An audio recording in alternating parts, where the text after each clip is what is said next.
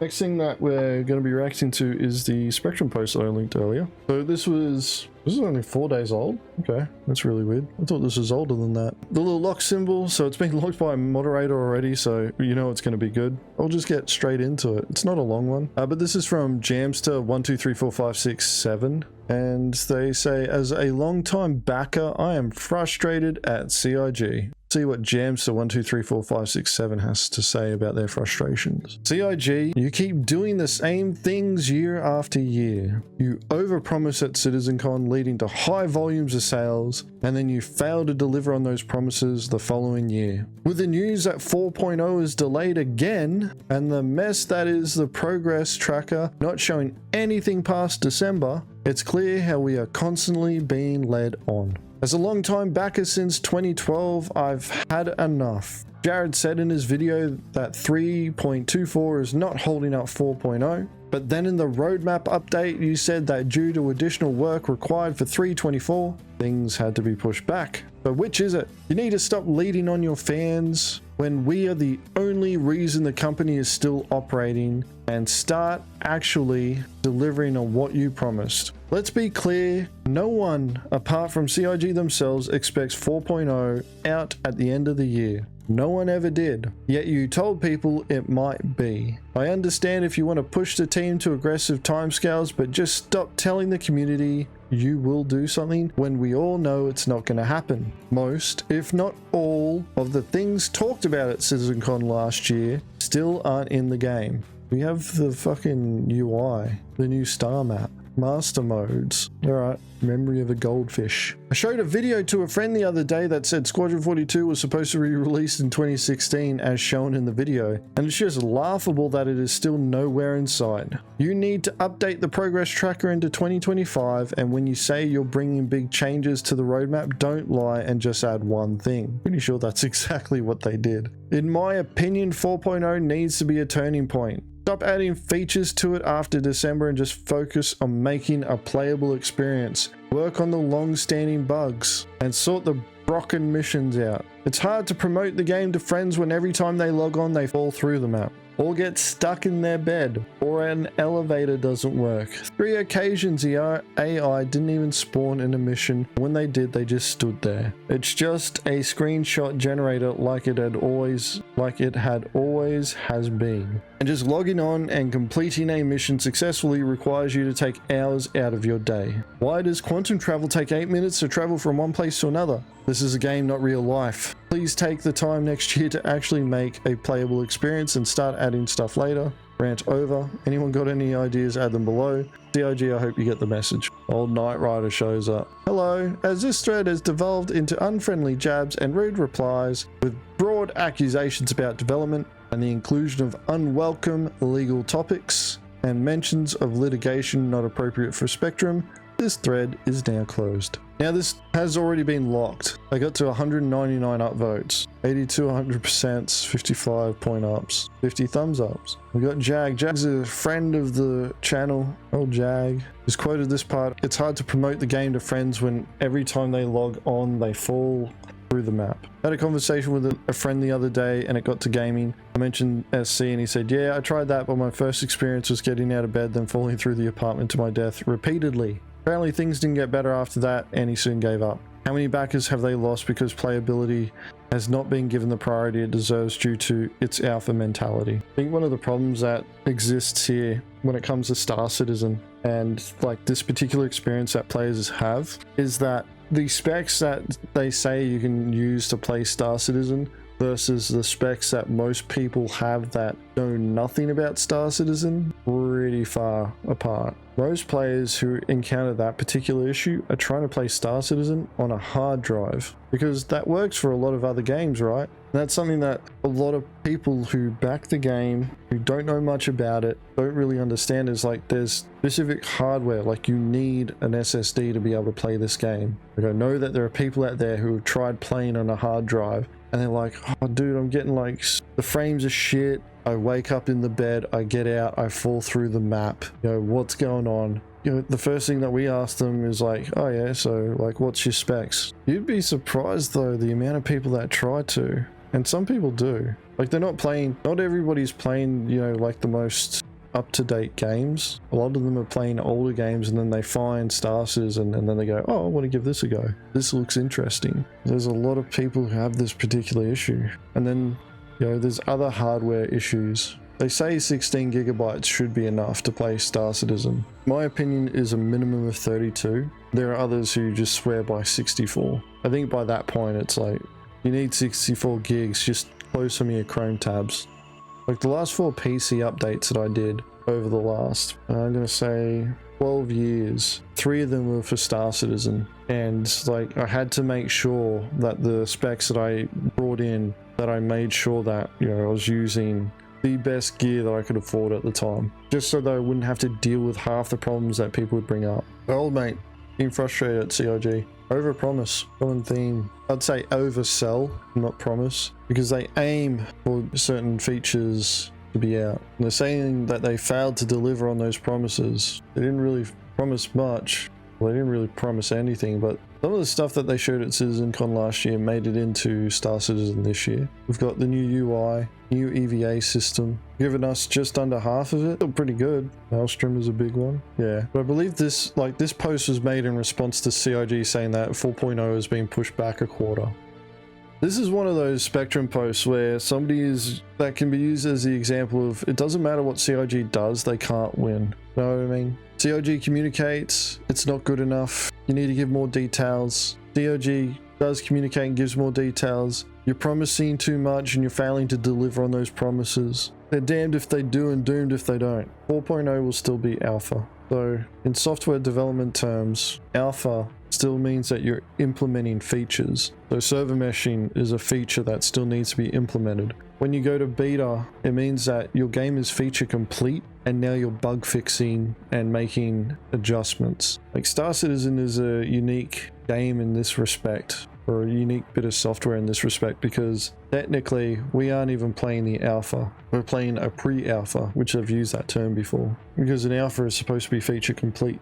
4.0 is still alpha. Still need to get quantum, still need to get a whole bunch of other professions. So when CIG starts talking about 1.0, we'll actually know what CIG considers the MVP of what they believe needs to be in the game, profession-wise as well. Kind of interested to see what they have to say about that. I feel like there's going to be a few professions, like I'm going to say farming. I reckon farming will get the axe for 1.0. It'll be a subsequent feature. That'll come in that'll come in like a 1 point whatever patch. Most, if not all, of the things talked about in CitizenCon last year aren't in the game. Literally describe 2 things that were shown last year that is in the game. EVA, UI, updates to Moby-Glass, master modes. This is a problem here. Like, I have a lot of friends outside of the Star Citizen community that I've never shown Star Citizen to, and I won't show them Star Citizen until the game hits 1.0, because I know they don't have the patience to be fucking playing a game like this in the state that it's in.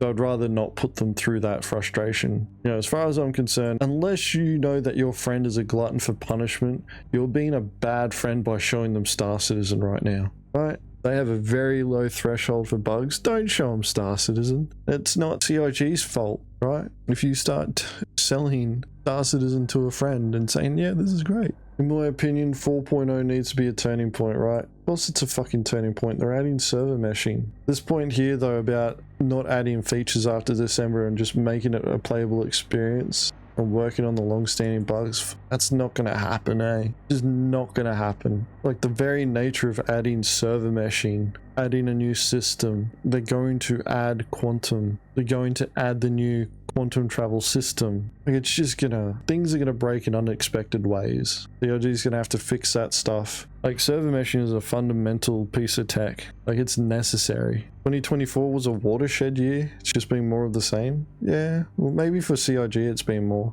I think it'll be a watershed year if we get 4.0. If we get 4.0, that's a watershed moment for the year. Whether or not we get it live is another thing. But the year's not over yet. We've still got like another 3 months, 4 months, 6 weeks until CitizenCon. So many tech preview tests. I already talked about this, Dobbs. You weren't here though. Maybe you were and just weren't listening. I reckon the reason why we didn't get any more tech preview tests is because CIG worked out that players weren't actually there to play the game. They just showed up, look at the new shit, and then leave. 4.0 live is not good enough, really. They missed the mark this year, in my opinion. What could CIG do to turn it around for you, Hazard? What's the thing that CIG could do here to make 2024 the watershed year for you? My expectations have lowered so much that I'm just happy with CIG getting 4.0 done. You don't think CIG could Hail Mary something? Let's just pretend like that CIG is going to pull something out of their ass. What could CIG pull out of their ass that would tell you, that would make you just completely backflip and go, hey, oh my god, CIG just made the watershed year? Anyone? Okay, I'll open it up to the rest of the chat. Hazard's probably still typing it out. What do you guys reckon? 4.0 with minimum 1,000 players per shard with stability minimum 323 of performance. Okay. I don't think they can add anything because it feels like they are trying to complete all the systems tied to a feature before releasing anything, but it's also interconnected. An entire patch dedicated to update every ship to gold standard. Which gold standard are you talking about though, Frank? Is it the gold standard that we got now or the gold standard after we get Maelstrom? Alright, I think you're still shooting low. I'd just be happy with server meshing. Wouldn't even care if we got pyro or not. Server meshed, static server meshing, 100 players per shard. I'm happy with that. And there's a reason for that. One, that's more doable in my mind. Like CIG could achieve that. Pyro wasn't ready, but server meshing was. They could go, alright, let's just static server mesh Stanton. We get this feature part in, Pyro can come later, right? Now, the reason why I say that though, the current way that we play this game is not set up to handle the volume of players at the scale that we are all expecting to be playing at. The gameplay environment is not structured for that. CIG is attempting using persistent and using instanced hangers on trying to manage player numbers. But I think they've grossly underestimated the volume of players that they will be dealing with specific locations when they introduce a piece of tech like server meshing. And the reason why I say 100 players per shard is that CIG will be able to see the amount of players congregating in a specific area, and they'll see, you know, like, oh shit, even with the server performing well with 100 players, there's just, the game environment can't even handle 100. Fed up with the talk of 4.0? You want 1.0? Is that it, Hazard? You just want the 1.0? I wonder if this guy follows Morpholo, just by the way. Just all the frustrations that he's expressed here. This is similar to the stuff that Morpher said. Yeah, it just comes across as the type of guy who's upset. You only talk about it for so many years, saying it's coming next year before people start actually expecting results. Yeah, even then though, there is two parties involved when it comes to expectation management, right? Like there's the expectation management that CIG is supposed to do but is really bad at, and then the expectation management that we should do so that we don't get too excited. Because all we're doing, if we keep expecting more and more from CIG, if we allow CIG's marketing to hype us up, we're just setting ourselves up for pain. I learned years ago, like, don't believe everything that the marketing says. And when it comes to the developers getting up on the stage and saying, yeah, we're gonna have all this stuff done by next year. Really? Not gonna hold my breath. If you hit it, cool, you know, more power to you, man. It's great. Finally, you must be the chosen one. Put him in charge of all the project. I'm not saying that it's not frustrating either. Like, I get frustrated with it too still, but I try to manage my expectations a lot better. So, you know, when I look at what's coming next, I try and envisage how I would try and build it out in the most logical manner possible. I find that helps me. And like, it's not the whole, you know, dreaming the dream of looking at the end goal of being able to fly around and, you know, seeing hundreds of players around a station. It's like I walk it back from it. We've got all these different shards here, all these players that are involved. Let's take 100 players, jam them into a room. What's going to happen? What does this space look like? All right, they all leave their habs. They're all taking the same elevators. They're all going to the same ASOT terminals. They go to the instance hangars. They take off and they're all flying around that station. Where do they start propagating out from there? How does the server handle that? Where are the choke points that players are going to experience? And I find like trying to go through that sort of exercise helps me with my expectation management. And I know it can be difficult if you don't have like that sort of experience or background in software or game development. And sometimes it just comes down to asking yourself the question, and if you don't have the answer, you've got this thing called the internet. You can type stuff into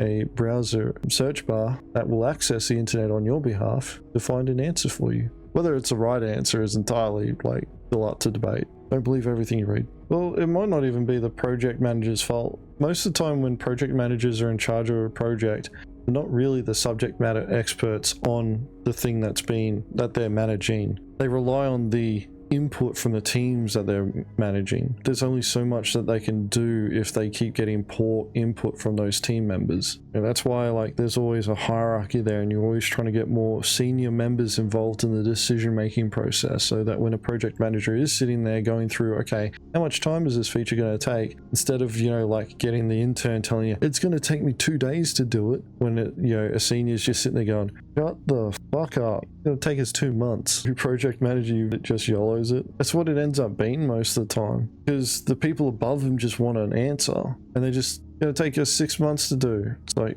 okay, all right, 6 months, and then, you know, 6 months goes by. Oh, had some issues, missed the deadline the first time or two. Well, here's other factors though that can influence the deadlines being missed. Employees changing companies, employees being pulled out of one team and put into another, employees dealing with a real life event that takes them away from the workplace, that may have been working on a feature that was coming up and now somebody else has to take over. The tech debt that employees have to deal with. One team who's fallen behind has now cascaded into 3 other teams that have fallen further behind because they're relying on the work that one team had to do. The reason why that work didn't get completed was because, you know, whatever reason, the entire team got sick for a week. Or maybe they all got sick in a staggered manner. Or maybe they did take it into consideration. But then again, you can't plan for like somebody getting sick and then somebody else having a car accident and then somebody else's kid bloody, you know, ending up in a hospital. Like as you scale operations up and you've got more and more people to manage,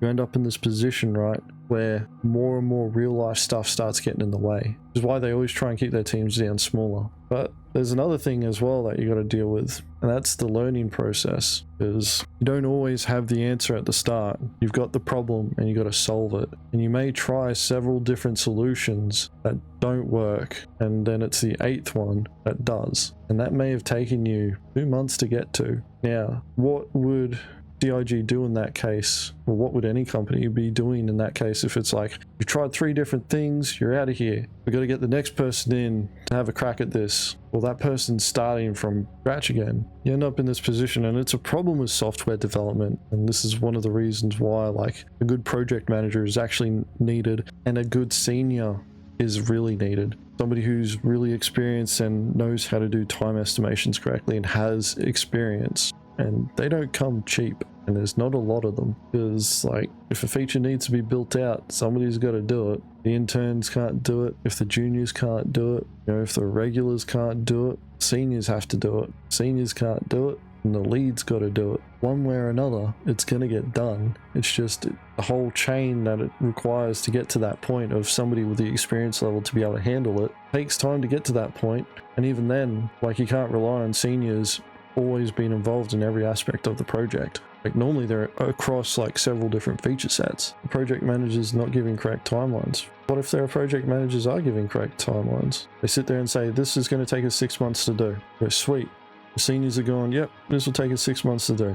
Then 2 months in, one of the employees ends up in hospital for 2 weeks with some sort of mystery illness. They're working on a feature there. Okay, well, you know, we took into account we've still got another, you know, 5.5 months to go. Well, who's doing that person's work? But then another person ends up in a car accident. They're working on another bit of tech that was crucial for another team to work on. They were given correct timelines, they'd miss it by 6 to 12 months, not 4+ years. Maybe. Like, there's more teams. Dealing with more teams as well. Dealing with tech debt. I understand what you're saying, but I've also been in this sort of position where it's like, I've given a deadline of when I'm going to get something done by, and everything that could go wrong has gone wrong in succession, right? Like, and you know, being the only programmer available, like, oh shit, got an issue with my kids, I'm gonna be away for the next week. Get into work, there's a work issue. The office has had this issue, equipment's been wrecked, we need to get new equipment, bringing in rental stuff, going through the entire environment set up again because somehow my fucking laptop got fucked up. You can build redundancies into things and you can do your best to try and, you know, fix things by estimates. But as CIG has grown as a company, more teams that need to be managed, more systems that need to be integrated and working together, the higher the chances that you've got external influences affecting deadlines. Yeah, I strongly believe that CIG attempted doing server meshing a couple of years ago and worked out that, holy shit, we can't do this yet because we're missing all this other shit that needs to get done. So they've been systematically working on the stuff that they needed to get done. And they have admitted at times, like, you know, we were working on this one system and then we worked out it wouldn't scale. So we had to dump all that work and start again with a different system. And that system is a dependency for this other one that we're working on. That's a very real way of how tech debt blows out your deadlines. And it's not like CIG is going to sit there and give up on it, right? They're not going to sit there and go, shit, well, couldn't get this one thing to work, so that's it. Got it away. Had to work around it,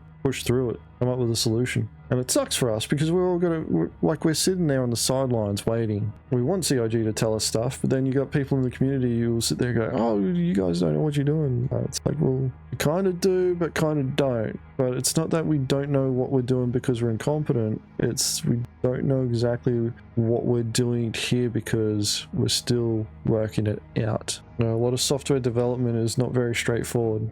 It's you're presented with a series of problems that you need to solve, and you're not always given the solution. You may find solutions that are adjacent to the potential solution that you got. It's not as straightforward as like building a table. Like you can build a table many different ways, but there's certain principles of a table that you need to like make sure that you adhere to.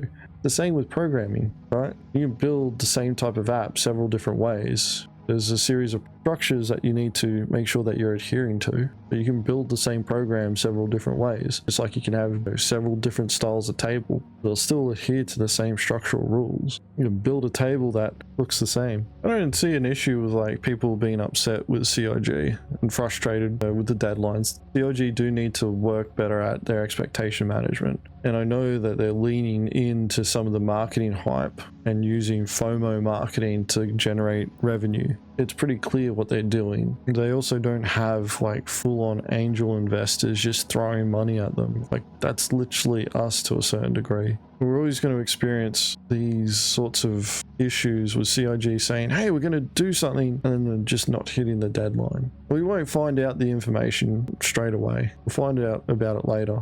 Like what was it? I think it was Pcache and then iCache, and now it's the entity graph, something like that. You know, going through those iterations for database management. They would have dedicated months of time working on those systems, and then when they've gotten to a certain point, they started working on another feature that relied on using that bit of tech. They would have sat there and gone, fuck, this doesn't do the thing that we need it to do. We thought it would work, and we're wrong. During that time, they could have perfect project management, hit all their deadlines, achieved everything that they were supposed to. And at the end, it just turned out that they overestimated the capability of a piece of tech that they built. What are you going to do then? Can't give up. Chris Roberts doesn't want to get assassinated by one of the fucking crazies that have bought into the game in 2012. Paid a small fortune. We're going to have to keep pushing forward. And we're all stuck on the sideline, and it sucks. Finish fucking game, CIG. I always encourage people though, like, it's frustrating you enough, take a break.